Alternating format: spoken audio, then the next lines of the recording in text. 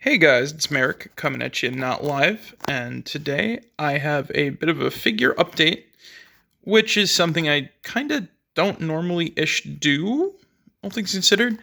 But I have a big fan of Astromech droids, as I've done a whole video in the past about, which was kind of fun to bring them all out and just show them off and whatnot, because I remember seeing like videos from like way back in the day of all people's like big Astromech collections and everything, and it was so cool to kind of see people like display, like show theirs off and whatnot. And I felt like out of all of them, I had like one of the bigger ones from what I've seen, and it was all like official stuff, no like customs or anything like that.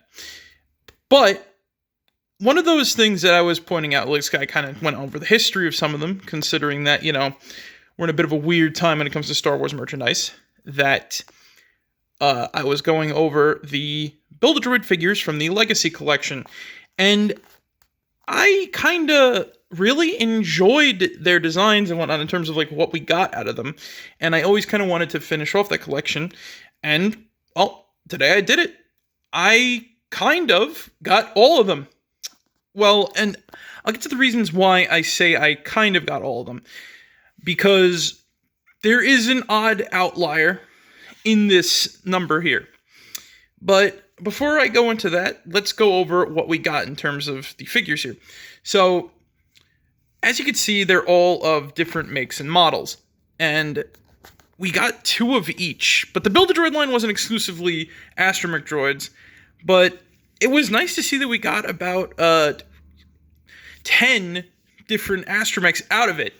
And some of them are even, no, at least only, all of them are original except for one. And I'll explain in a second. But this is kind of notable because, well, a lot of these droids were background characters. Like, for example, these R5 units. This one appeared, the purple one appeared in episode 2, believe it or not, as background element.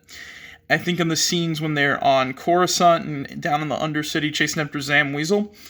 And this guy actually appears in A New Hope, walking by the camera a little bit. So it's nice to see that he got representation as a figure after we got a lot of R4s, especially in that like sort of Entertainment Earth pack. And over here, we got another episode 2 droid, that red and black one, which looks like he got covered in a bunch of paint. And this green, this is technically an R4, but the modified ones that the clones and Jedi used during the Clone Wars and whatnot. But he is stated to appear in Utapau, which no, he doesn't. He actually appears in the movie, he appears in the ARC 170s that shoot down Plo Koon on Cato Nemoidia. But this isn't sort of R4P, another sort of R4P1 droid, similar to Obi-Wan's with the same sort of color style of the dome and everything, and it's green, so I really do enjoy it. Now, we even got, like, regular R4s, and the debut of R7s, which blew my freaking mind when I was younger, when I first saw these guys, like, kind of being rolled out. And once again, I'm going to get into a little bit more about these guys as I talk a bit more about, like, their features and whatnot. But going on to the last bits, we also got R3s, and I really enjoy these things, because the coolest thing about the R3 is that their pieces, aside from these guys' body molds and whatnot for the most part, but the R3 pieces, right, their internal, like in the head, is different to fit the R3's opaque dome, because if I pulled the heads off of the other guys, then their under dome looks all the same.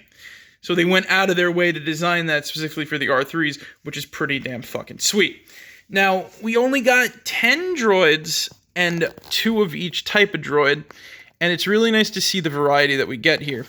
And speaking of which, talking about the history of these guys, this was one of the first ones that came out with the Legacy Collection line, and yeah, this is the first one I completed, hence the bit of yellowing, because he's kind of seen a lot and been through a lot and whatnot, and kind of holds a special place in my heart, considering, he was my first, and, well, he was kind of a gift from my grandma.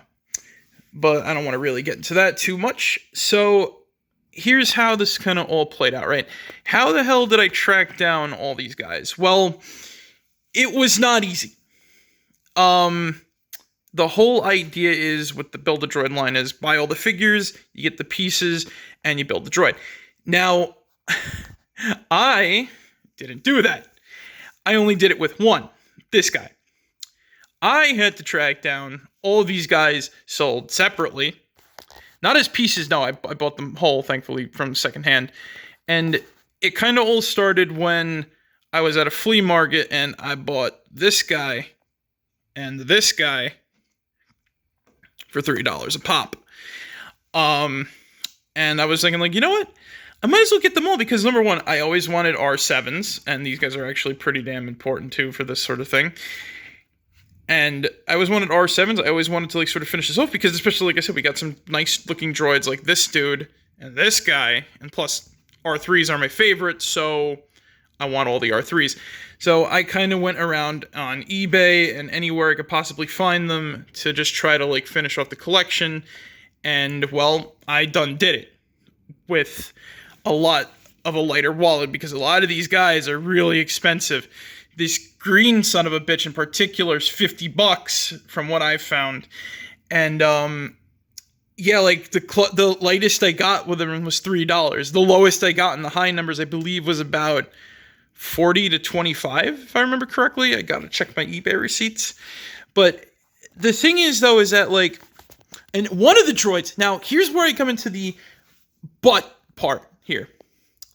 This guy is actually not a Build-A-Droid, believe it or not. But they actually made him in the Build-A-Droid style. And when I found that out, I said, oh, that droid! I have him! So, to save some money, plus his fucking Build-A-Droid was $50, I didn't go for him. I went for this guy instead. So, I thought it was a different droid, but hey, we got a singular re-release in this pack. Now, other than that, I have to say, so it was really fun just trying to collect these guys, but really expensive. And I'm going to get to that part in a little bit because I just want to talk about, like, some of my kind of criticism because I really love these guys, but they do suffer from, because this is like the mold of droid that kind of went on forward until we got, like, some other stuff, but I'll get to that.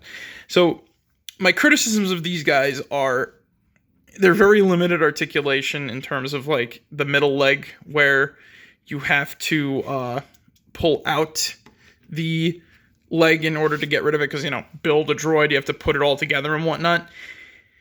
And really, that's kind of it. Also, they have, like, I'm kind of using this guy's example because I want to get right into their sort of bits in a sec. But they have extra holes because, you know, you build a droid, customize and build your own droid and whatnot because it's kind of based off of that old-ish droid factory thing from Kenner, if I remember correctly. So there's a lot of stuff that's, like, really nice and a lot of stuff that's really a little but otherwise, like, paint jobs and stuff like that are, like, perfect. And some of my favorites out of the bunch really are, like, these two. This guy, well, he's probably mostly molded in blue, but, like, this guy, the green boy, these two really. And, like, I don't know, it's like, it's back to, like, the old Astromech talking point of, like, I really love their colors and designs and everything like that. But, like, some other minor criticisms are, so we finally got R7s, for example, right? So, like, these two.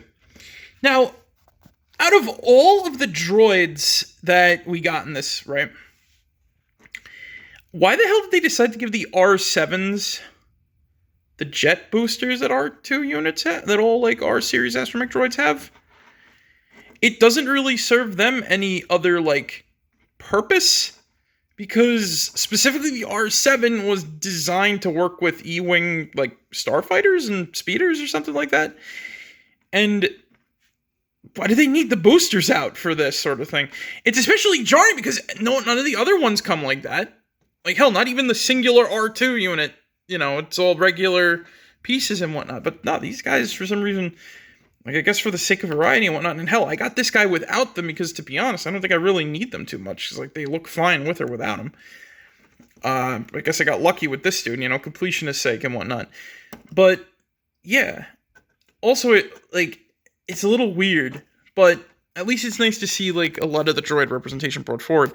Especially because, like I said, talking about the history of these dudes, it's really cool to see that, like, for example, right, because I finally also got a Kenner R5D4, and this is, like I said, you go on, like, the evolution.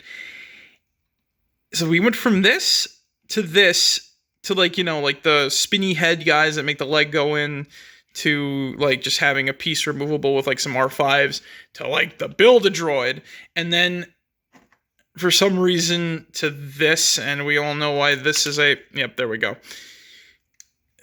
Push the leg in, the periscope falls out, and I saw where, yeah, so it's behind R5D4, and I like this droid's design, but like, god damn, why did they fucked up this toy? It's like they deliberately crippled the toy. So it's a little awkward to sort of be like, and it's nice to see, like I said, the evolution, a lot of them are very much the same, because like this guy's got like rubber-ish legs, which is nice, and the head still clicks and moves and whatnot, and it's really well designed of it's really well representative of the droids themselves and whatnot. And as you see the kind of going forward, which is kind of ironic, because after we got these guys, going forward too, we still getting like Build-A-Droids in all of like the weird Disney stuff, like because they have like the Build-A-Droid thing at the theme park, and then they slowly release like any of these sort of things. But it's just very strange to see that like we went from the weird evolution of these things to just being back to like this after a while, because I guess it like updates some more customization. It also should be noted that with the Disney like Droid Factory, you can make R8s and R9s, and I believe R6s as well, which out of all of these guys, the R6 is the only canon one, the one in the Disney canon, outside of like R2s, R3s, R4s, and R5s, from what I can sort of like recollect. For some reason, these guys are non-canon, despite the parts being used in the construction of the Build-A-Droid stuff. But yeah, otherwise, like, I do have to say, like, the highlights of the Build-A-Droid figures, it was fun getting them, but I really got to talk about, like, one of the things I really want to talk about was the price point of stuff. Because, all right, number one, why wouldn't I get them with the figures that they were like kind of sold with? Well, because the prices are just jacked the fuck up. It kind of goes into like the problems with collecting and like how expensive stuff is. Because, let me say this right now, a lot of the prices are really only there for people who will pay for them. And just trying to track down something, I figured out like buying local is like easier and cheaper, but it is a pain in the ass to just try to get stuff that you want, especially when it comes in singular pieces in figures that used to be $25 to $20 a pop at like your local store for like $70 to almost $100 a piece, just because they're that much better quality than a lot of the shit we got. Now, I'm looking at you, despite this guy costing about like, I think $25 or $30, something in that range. But the case in point is that like, well, especially for, like I said, this guy being $50, not gonna be too much of a freaking searched up item chief for like one little simple Astromech droid. I, however, am different, and I love Astromech, so I was willing to pay the price just to have them to my collection, and just having that little bit more of like variety and color schemes to my own. But to just kind of like go forth with the ideas is just search. If you search around hard enough, you'll find something. You'll probably pick up like maybe a guy with like a damaged antenna like him, but you know, I got him for a cheap price, $3 a pop, and he's got a slightly damaged antenna, but that's fine too. And the thing is too is I'm not going for every fucking Star Wars figure under the sun. Like, there's unaffiliated characters for like stuff that I don't really care for. Like, I'm never going to be collecting all the senators from like the Republic or whatever. So it's like, you know, they're important to the story, but I don't really care for them as action figures. I'd rather have like, you know, characters from maybe the Cantina, or like generals in the Rebellion, or like the Empire, or Clone Wars, that type of shit, right? Like not the Clone Wars cartoon, the CGI cartoon, but you get the point I'm making. Is that like, I want the characters because they're a part of something. it's like, for example, I got, like, because I'm collecting Jabba stuff, right? I got this guy, and to my shock, I spent a lot of money on him. To my shock, he came with one of the pieces of one of the droids, and I had a good laugh about that, for example. So it's like, you know, you might not get every single figure in the line you're looking for, but whatever you do get, you might end up with like a spare piece that you can put on these guys if something breaks.